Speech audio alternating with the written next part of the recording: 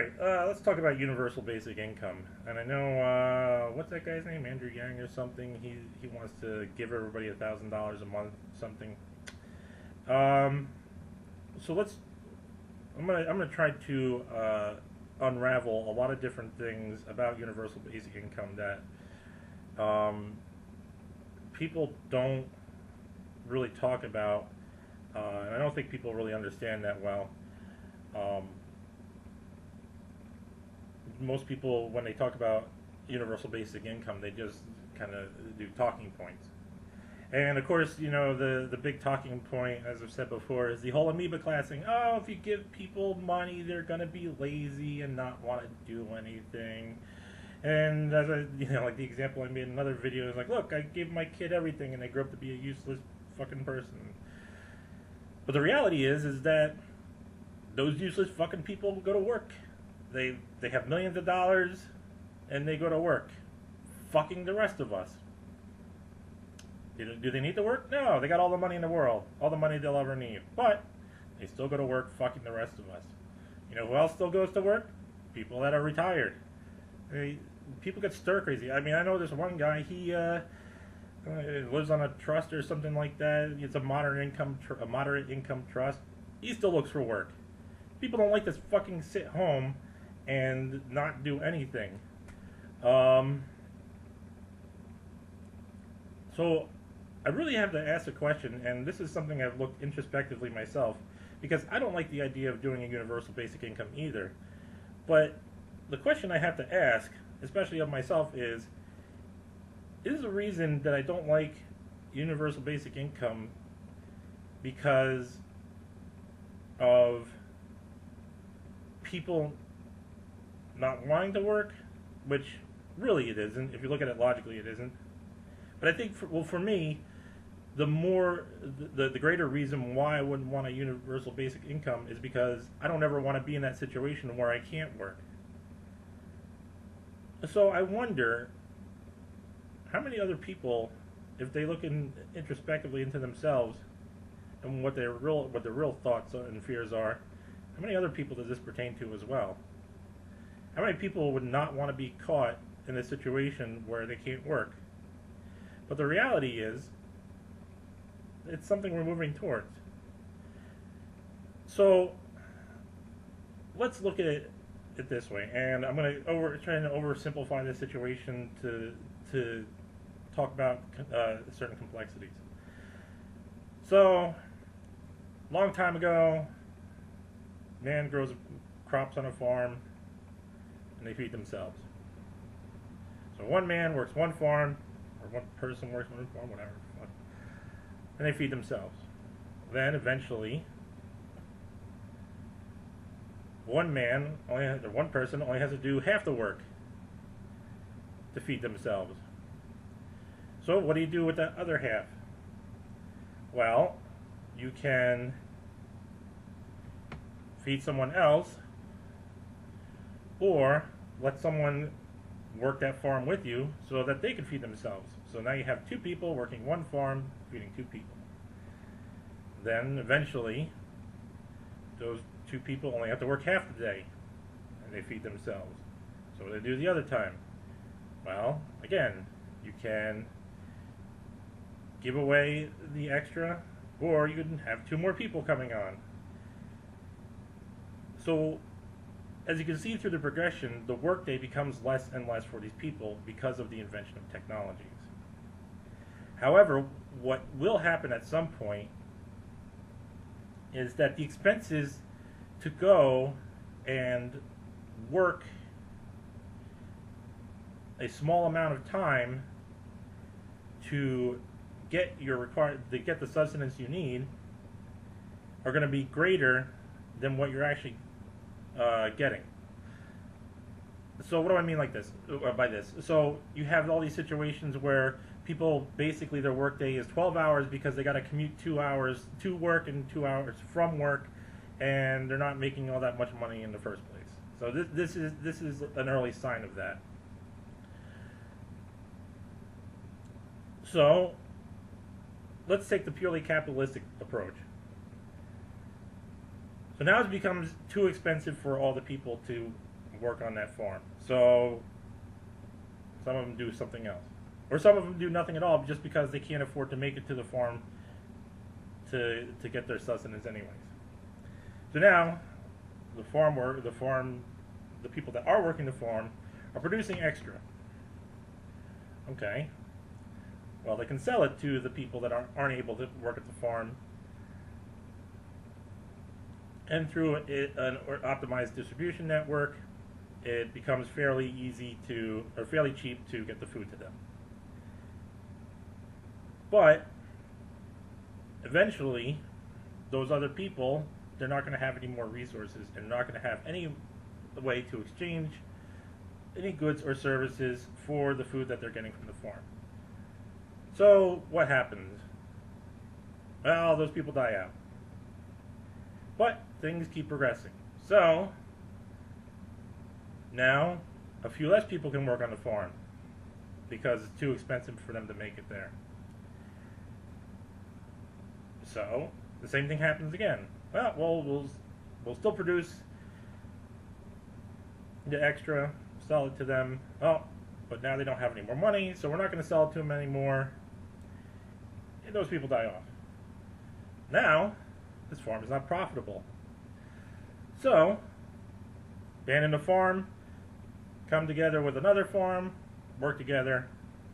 Okay, everybody is fed till the point where, again, it becomes too expensive for people to get to the farm. They can't support themselves. The farm has extra because they are, what's it called? Because technology keeps improving, right? And one thing I want to make sure is that while people are not, at the same time people aren't able to show up to reach the farm to work, there's also technological improvements which is producing more yield per person. So I don't want to, I just want to make sure that that's in people's minds as well. So yeah, so you have this cycle that winds up shrinking the population. So what do we do then? So this is why. So this is an oversimplified look at a very complicated situation that we're dealing with, and that's looking at one aspect of it. So you can see from that example how, or what the ramifications are of maintaining to a strictly capitalist system in the advent of technology. So that's one reason. So if you look at it through that, it shows the necessity of universal basic income, which I think is a fair analysis of it because it's looking at it as through a mostly mathematical perspective. Now, one thing people have said is that universal basic income would lead to inflation. This is not necessarily true. Inflation, deflation happens based on the amount of money that's available to the populace. Well, actually, the total, it's based on a total amount of money that's printed, or that exists, okay? The value of something changed is based on how much there is of one thing compared to another. All values are comparative. Money is an intermediary. So people will make this blanket statement that universal basic income will drive the prices up of everything. Not necessarily. First off, it depends on how much universal basic income you're giving people. And second off, it depends on what people do with their time. A lot of people, as I said before, want to work. And, I go back to that 90-10 rule. 90% of people do their thing, 10% will be fuck-offs, but you wind up spending 90% of your time dealing with the 10% of fuck-offs. And, I've noticed that in every situation. So I wouldn't expect it to be any different in a universal basic income situation. I don't see it being any different in the welfare situation, as is right now. So it's just the expense of the expense of the safety net. It's a reasonable expense, in my opinion. Because I'm not going to punish 90% of the people for what 10% of the people are doing. So, to say that there's going to be a massive inflation or a massive change in prices is not necessarily true. There are many other factors that come into play because the universal basic income has to pay for housing, food,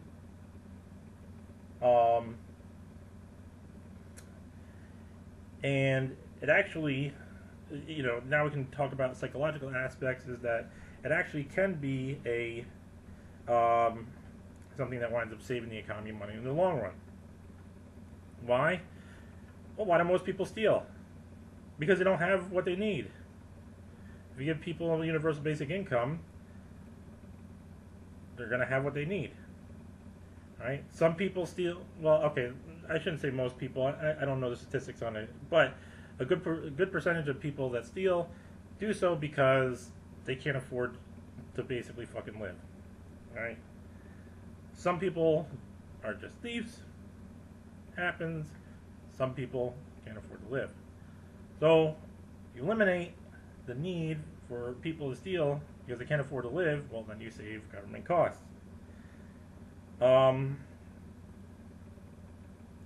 And part of the reason why people can't afford to live, they can't find work, and that's part of automation and part of our poor educational system.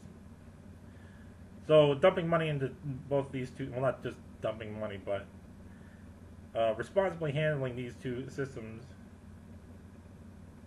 could potentially lead to lower taxes for everybody in the long run, right? It's that old thing of which would you rather do, suck it up now and have more benefits in the long run, or take the short-term benefits now and wind up having to pay the long-term detriment. This is, it winds up being a universal truth in just about anything.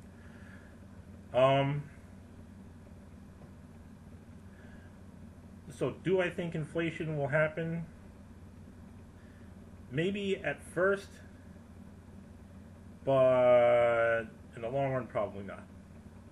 Whenever you change a situation, an economic situation, you always go, or well, realistically, whenever you change a dependency situation, you always have a hunting period where things fluctuate, and then so the first thing will fluctuate, then the second thing will fluctuate to try to catch up, but then as the first thing's fluctuating in the other direction, then it goes down, and eventually they're just kind of, they meet off in the middle somewhere. So that's what hunting is. So if we do a universal basic income, you'll see the same thing if we increase the minimum wage and make any changes to the minimum wage. Anytime you see a change in the minimum wage, you'll see a hunting period in whatever localized economy that it happened in. It just may not be as overt in some cases. So there'll be a hunting period, but ultimately the long-term effects, we'd have to wait to see the long-term effects. As much as I don't like it, I do think universal basic income is a necessity at this point. I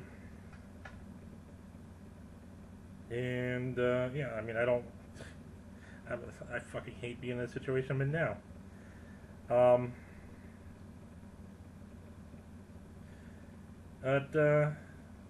Yeah. So there you go.